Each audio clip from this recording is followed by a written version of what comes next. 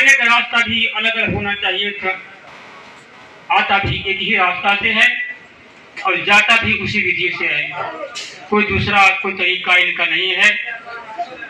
कोई भी माँ के कुख को छोड़कर दूसरे रास्ता से पैदा नहीं हुआ, लेकिन यहाँ आने के बाद कोई हिंदू बन गया, कोई मुसलमान बन गया। ये हमारे धर्म के अगुआ लोगों का स्वार्थ का कारण है और उसमें हम फंसे हुए हैं, इससे निकलना होगा। तो साहब कहते हैं पूर्व दिशा में हरि का वासा, पश्चिम अलह मुकामा, दिल में खोज दिलही में खोजो, यही करीमा रामा। वही महादेव वही मोहम्मद ब्रह्मा आदम कहिए, को हिंदू को तुर्क कहाए, एक जमीन पर रहिए।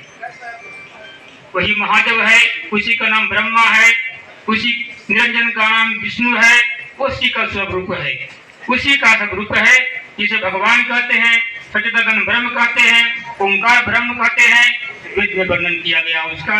वही अल्लाह राम है, वही करीमा राम है, वही भगवान है, कोई दूसरा नहीं है, वही बना हुआ है। इसके लिए झगड़ा करना हमारा व्यर्थ है।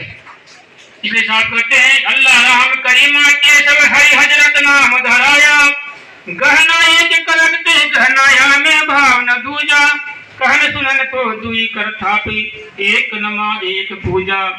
वही महादेव वही मोहम्मद ब्रह्म आदम कहिए, को हिंदू को तुर्क कहावे, एक जमी पर रहिए।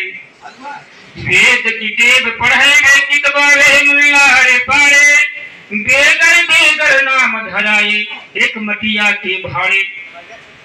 इस प्रकार के 5 तत्वों का शरीर हमारा बना हुआ है। मुसलमान के अंदर भी वही 5 तत्व है।